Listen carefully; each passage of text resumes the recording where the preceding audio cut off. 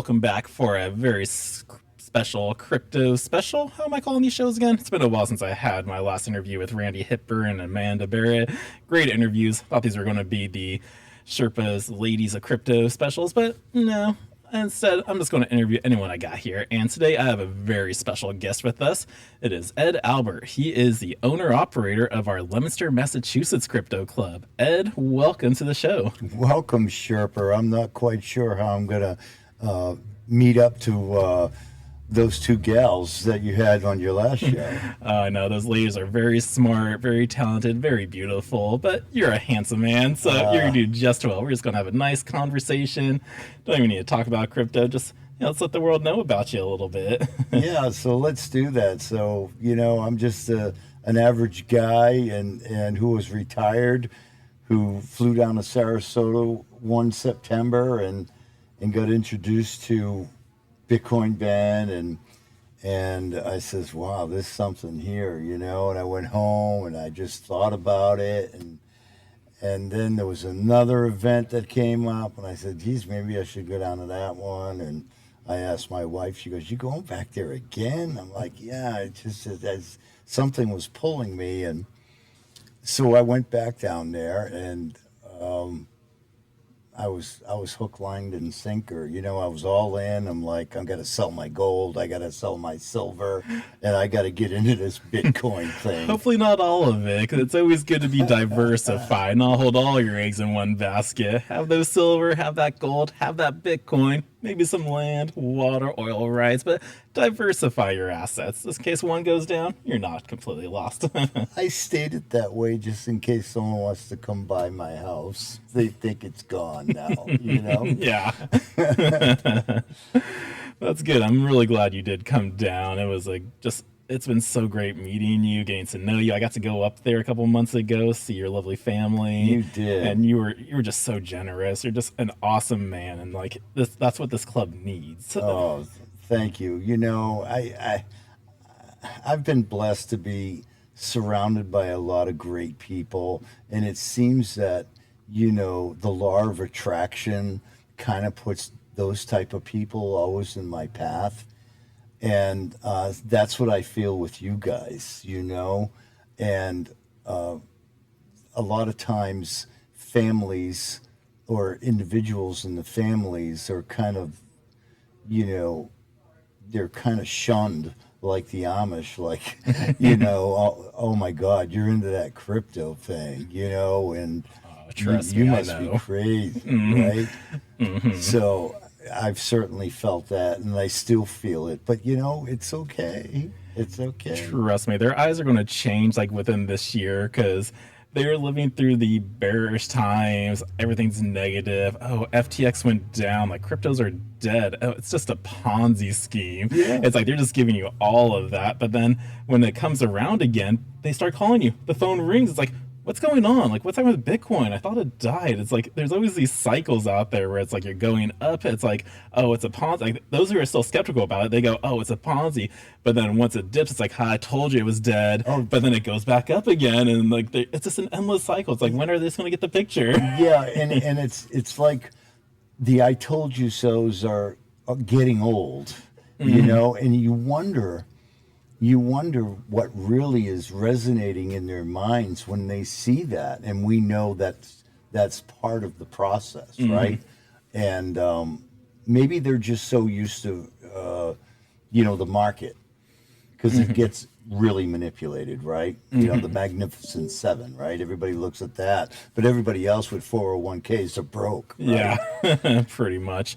I never put any money into a 401k. Maybe $50 on my first job at Blockbuster, but after that, it's I can use this money now, because even back then it was still hard. It was still struggling, but now it's even 100 times the worse nowadays. So I don't know who can still keep putting money into a 401k. I don't think it being around that much longer, really. I remember being in a 401k for probably a year. And when I left the company that I was working, I took that money and I said, I just want it out of there. I don't want it in there. Paid the taxes and said, thank you so much. I'm out of here, So I never really believed in them either, Mm-hmm. just the thought of it. It's like you gotta wait till you're, what is it, 60, 70 to finally be able to touch it and everything.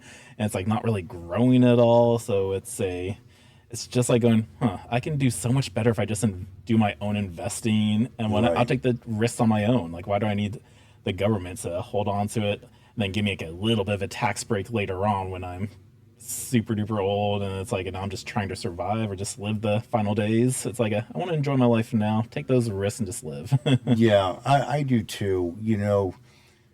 When I decided, or I shouldn't say decided, when I asked if I could open up a club, that was a big step for me, because I was pretty much retired in a sense. I wasn't going to a job every day, punching in somewhere, or although I haven't punched in years, but excuse me. I mean, just the fact that I was going to go do something.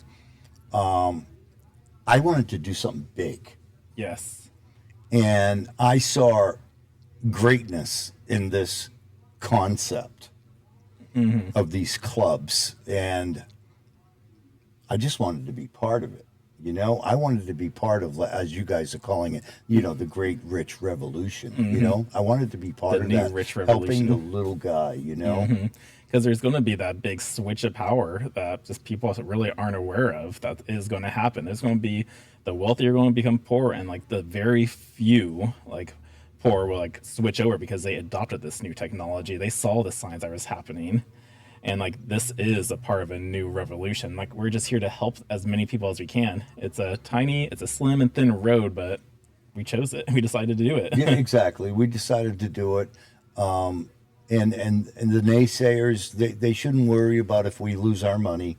Just take care of yourselves. Yeah.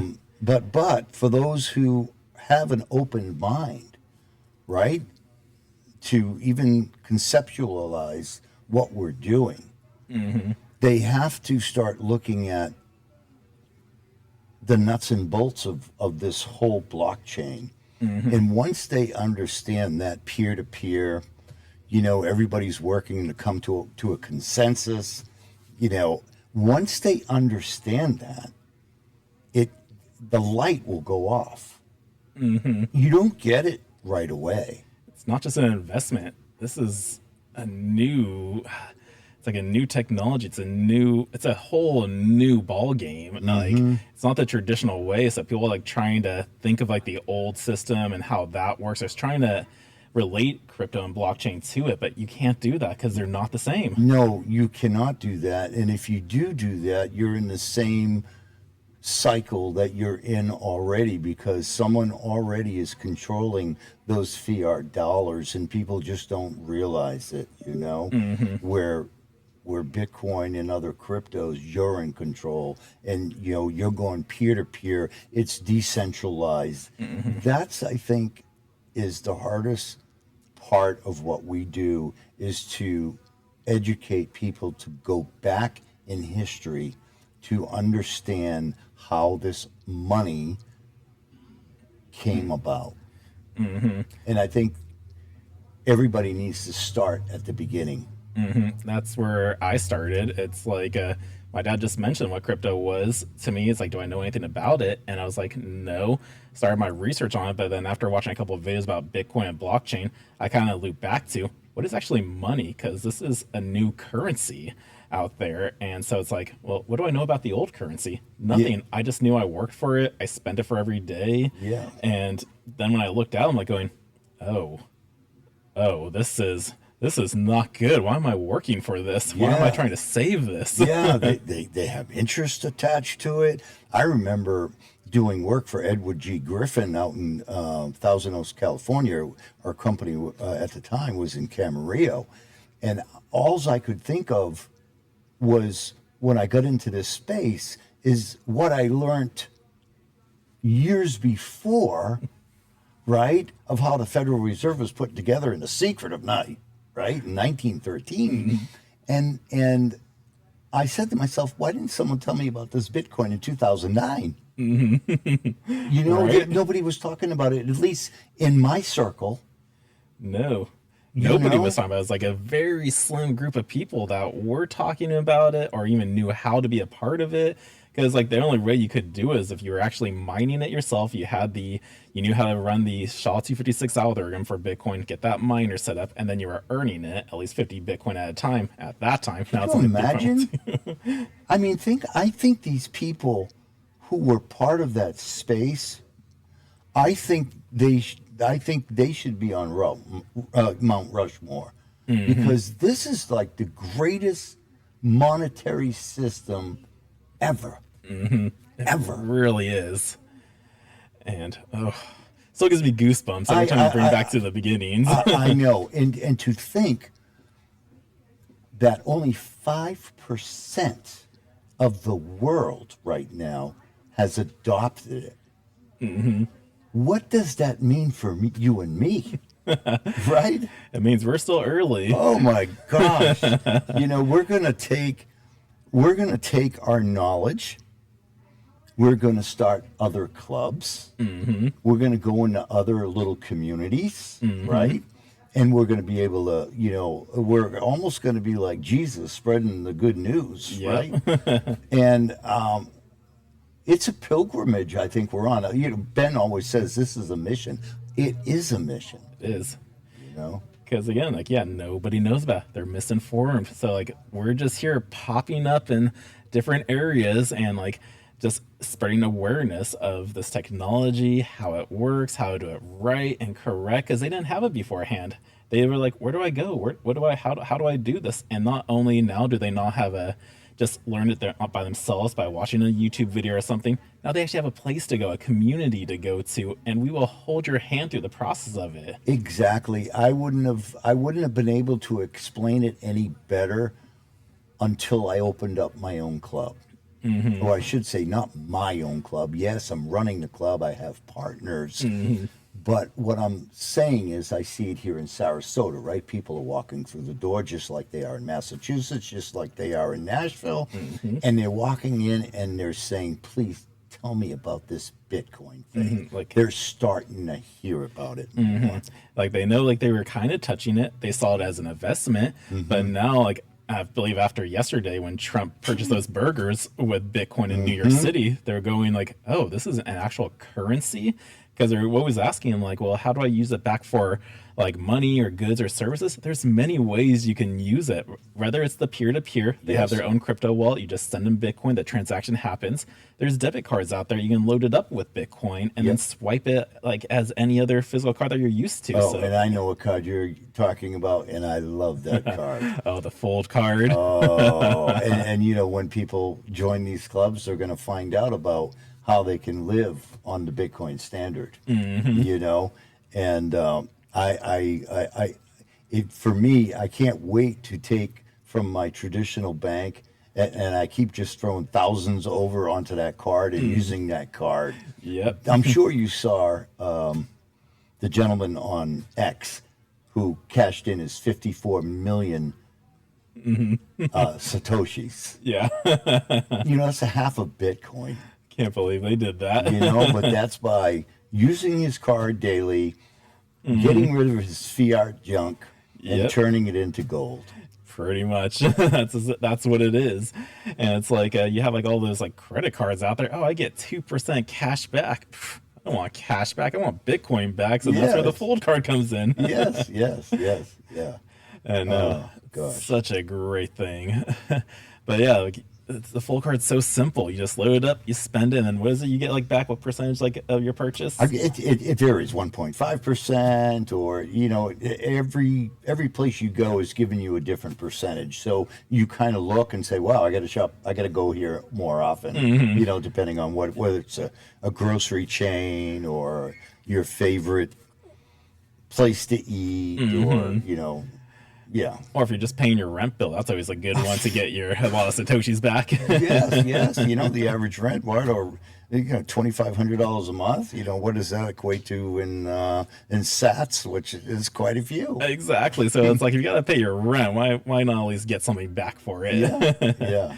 Because in the long run, that makes it cheaper. Like who knows? Maybe just like a couple years down the road, it's like when you look at it, that actually paid for a couple months of worth of rent Just because I held the Bitcoin still, the Satoshis that they gave me back. Exactly. Exactly. And that's what I love about it. It's not just a currency, it's also an appreciating asset. So you can use it as a currency, but then it can actually grow. Because like if people ever ask me like how much money on my bank account, it's like yeah, I think I only got like $3 in my savings, 500 in my checking. So it's like good luck robbing my bank account or trying to steal. If you steal my card, I got nothing on it. Yeah. Because I love the Bitcoin standard. Yeah. I hold all my money in Bitcoin. When I need to pay the bills, I'll either move it to the float card, or I'll just sell it, take the little tax like thing, credit cut off of it, and then just I pay the bills. But I don't keep my money in cash, because if you do, Michael said it calls them poor people.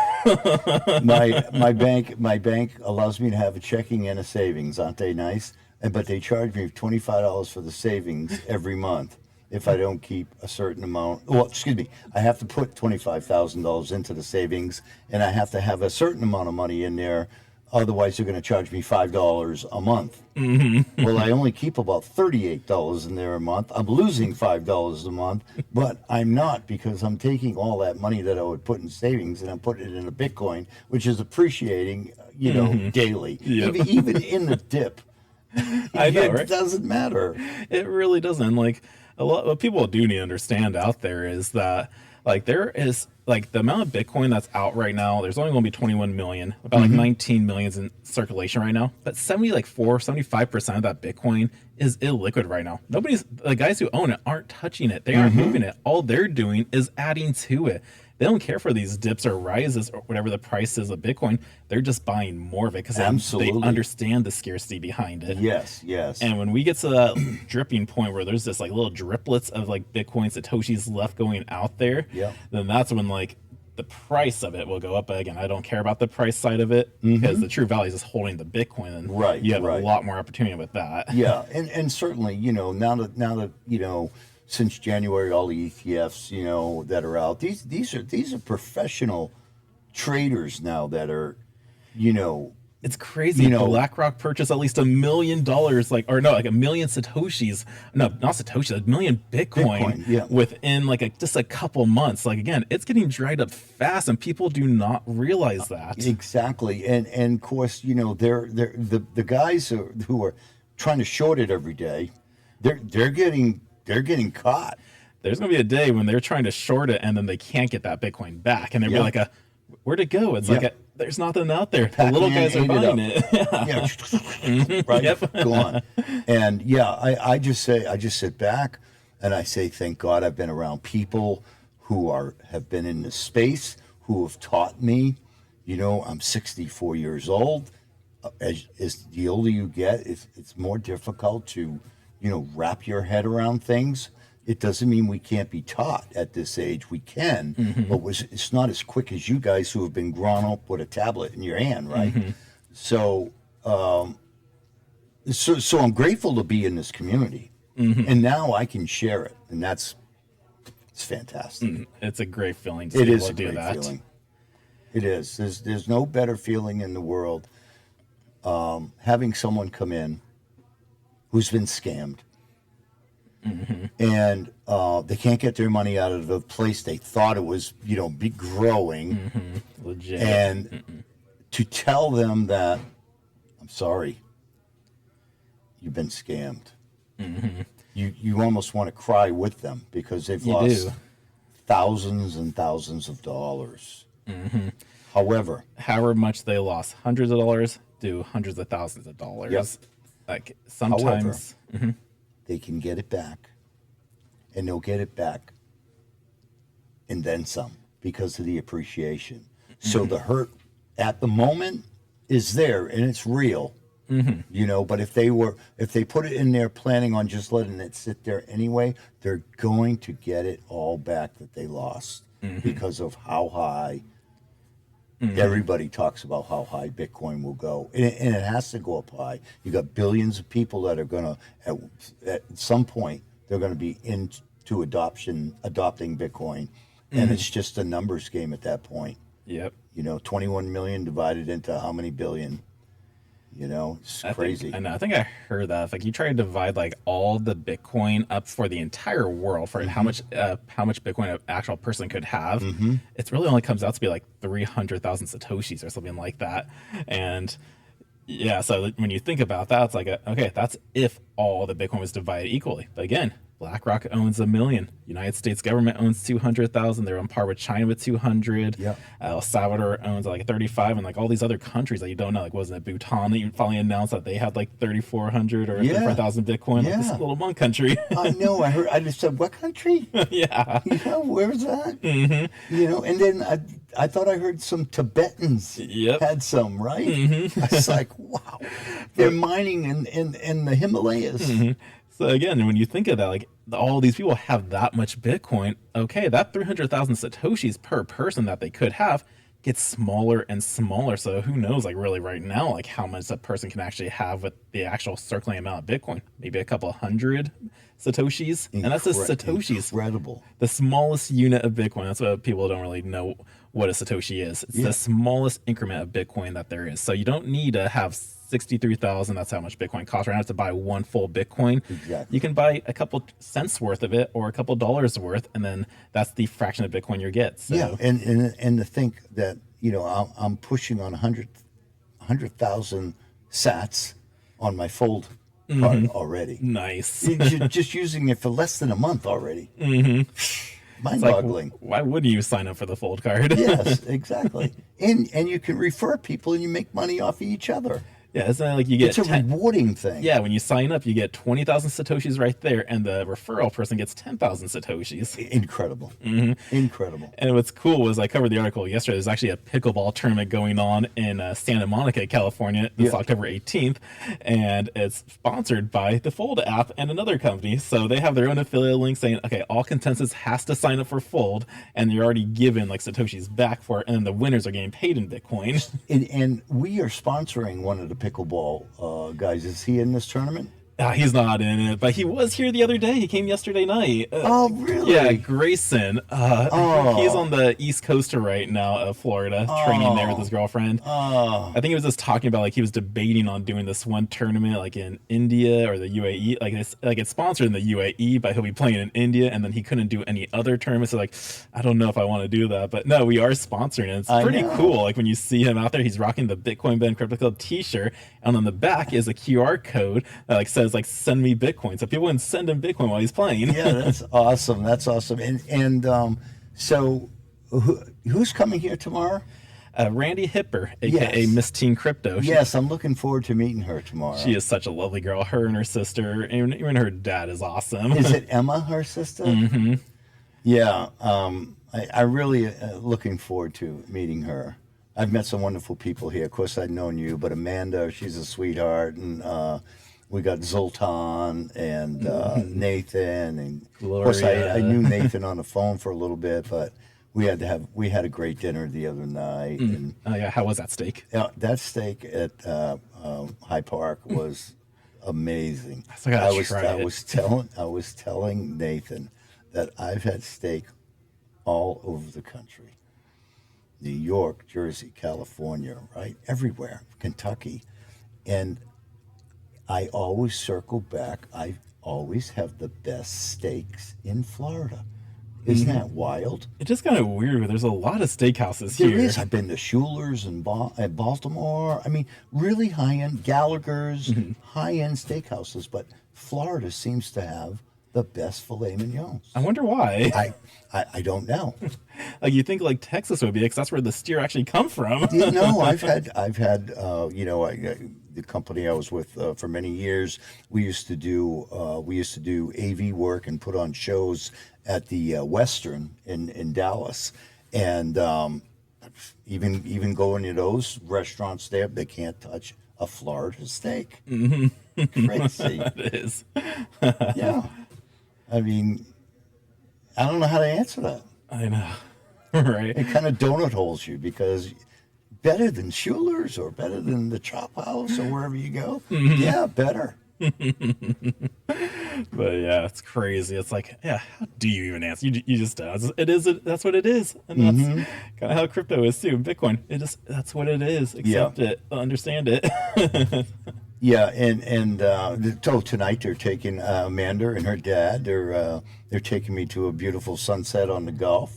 What is it? A siesta? It's down on Siesta Key, and surprisingly, I still have not gone there since I moved here. Oh, really? I have not seen the sunset where I think they're raising the American flag. Yes, I hear they sing patriotic songs, and I'm just like, wow, I was so grateful that they asked me to go. I was like, yeah, I'm all in. You got to go down there at least once. Yeah. Well, tonight's the night, so I'm looking forward to it.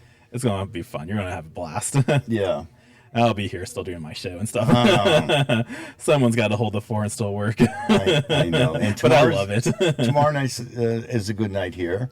It's a fun night. The poker tournament and just a lot of like just great. It's a great community thing just to happen. It's like a little perk for the members. Yeah. Like because when we're like for these clubs, like we listen to our members like what they want, and like a couple of our members said, "Dude, it would be awesome if you had like some poker games here." And it's like we listened, and it's like, okay, let's start having a weekly poker tournament. We're finding the same thing up in Massachusetts. At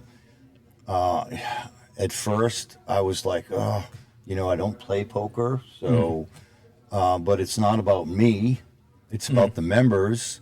So I'm like, okay. So I'm like, if even though I don't like it or won't want to do it, I gotta follow what the members want. And you don't have to. I don't like poker. I don't like playing it. I'll pop in and see every once in a while. Yeah. So me, it's just like I don't like sitting still too long. Oh. Like I can handle when I'm making my videos and stuff. I can move around, but when it comes to poker, it's like okay, next hand. It's like I can come back. Just fold me. I don't care anymore. Well, to me, that's like I can buy more Bitcoin. You know? So I have a hard time. I've always had a hard time. Like even when I went to Vegas, I used to do the largest show one of the largest shows, Seamer out there, and I always remember if I was staying at the Venetian or Bally's, wherever I was staying, I'd call my wife and I'd say, the guys are going to go down tonight. Honey, just to let you know, I'm going to be taking some money out, and whatever I take out, I won't go over anymore. And it's not like I was asking for permission because I didn't need to, but I felt guilty. I felt guilty that I was going to take money and probably just see it go poof. Yeah. And that's usually what happened. It just went poof, and I was okay with it because I already went there with a plan.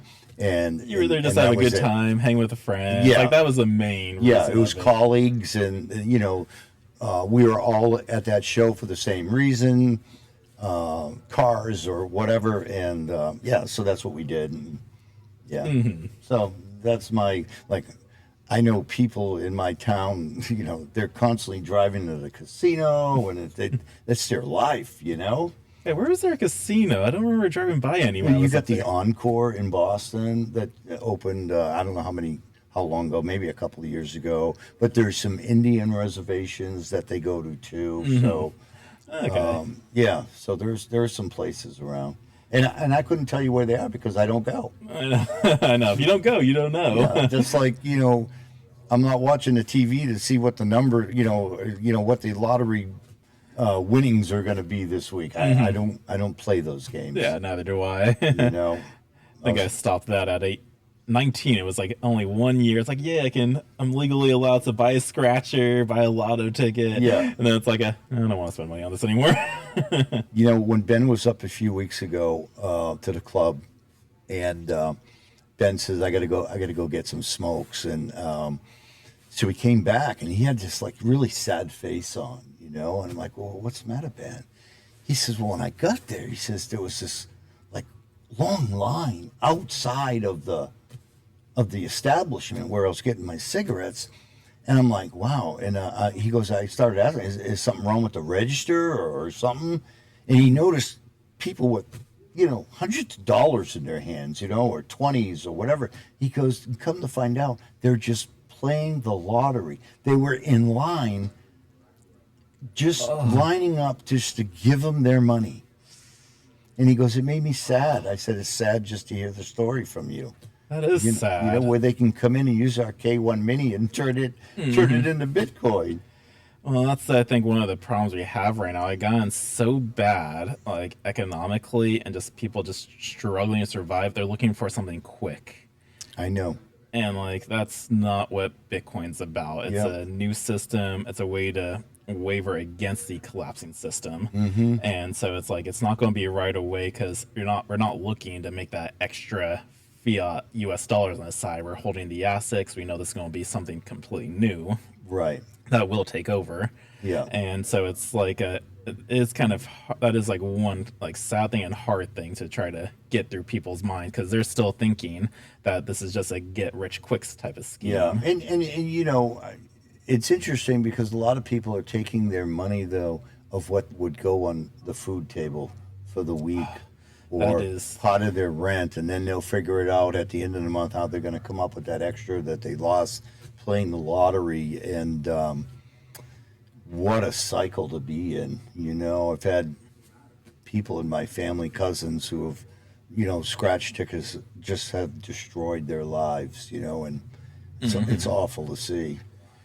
And that's another mission of why, you know, Ben kind of hooked me in. It was that mission of just helping out people like myself. I mean, I'm just a little guy who's willing to listen and learn a new system and not be afraid of it, you know. Yeah. The little guy. And it's like, we're not so, in reality though, we're not so little. Everyone has a voice. Everyone can be something. They are something already. Yes. They just got to see it. Yes, absolutely. I just, I'm here for a reason. I know that. It's bigger than me. That's how I can get through all the adversity, and know that the noise is back here, and I just keep trucking forward. What else am I going to do? You know, I'm not going to argue anymore. You know, my old gentleman friend Billy tells me if you argue with a fool long enough, no one can tell who the fool is. I've heard that before. So I don't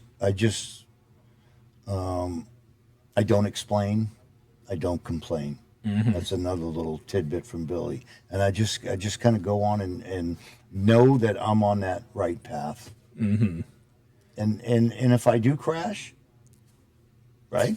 I only have myself to blame. You know, but I don't believe that's the case. I believe that I'm here and I am on the right path. You know, and I got that conviction. You know, God put me down here.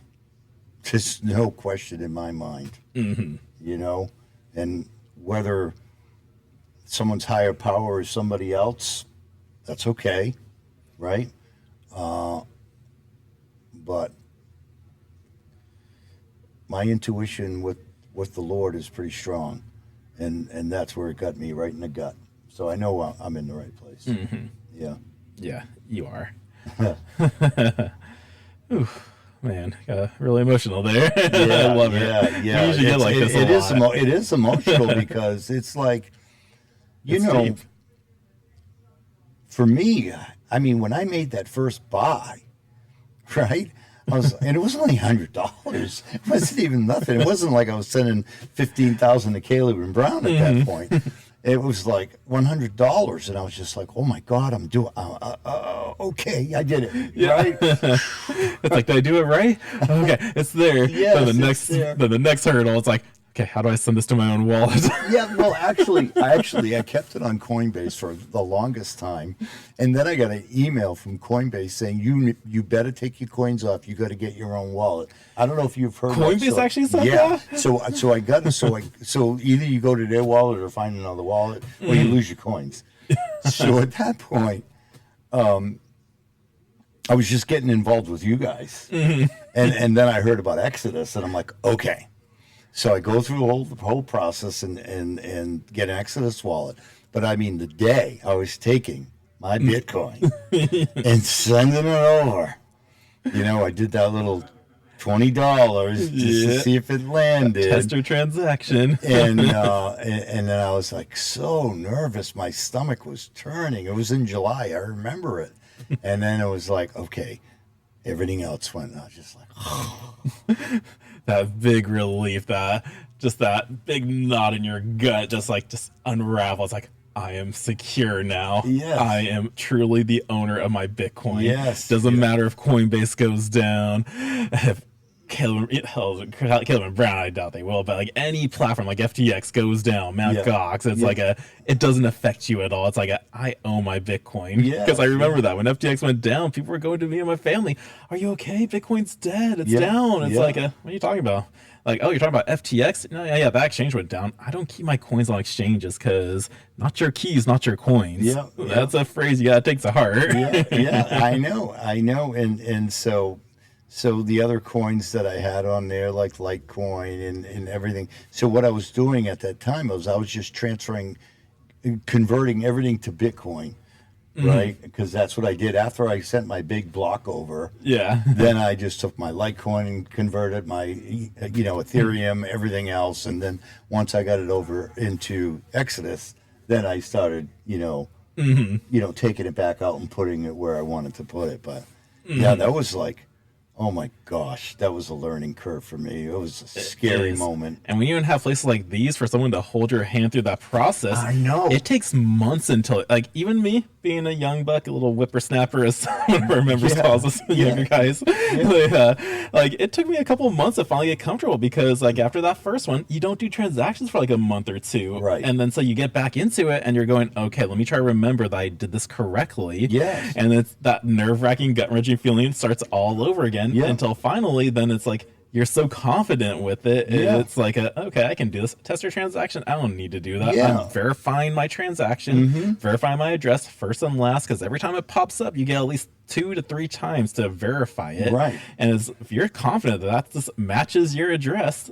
it's like you got nothing to worry about. Yeah. And then if you still want that reassurance, you check the blockchain. Exactly. Exactly. And then, of course, you got different wallets as you get better. You got a Moon wallet, you got a Divi wallet, and now our clubs are tokenized. Yep. On the Bitcoin blockchain. On the Bitcoin blockchain. That was a fun process to learn. So my ownership is on the blockchain. And the best one out there, too. Yeah. Bitcoin itself. Yeah. So it's like, talk about true ownership, right? Nobody can make another Bitcoin band. Well, they could, but we know which ones are the correct ones because we created it, and we have the correct contract address where we can just go into the Bitcoin blockchain, put in that hash key, and like, boom, there's all the tokens. And it will show us even too all the addresses who own it. And we'll look at his address. You're not on it. That's a fake token out there. So that's what's awesome about blockchain technology. It's like you can't lie with it. Yes. Everything is visible. It's transparent. Yeah. And so as this grows and we get more tokens, and it's super. It's super. It is. What a place to be right now.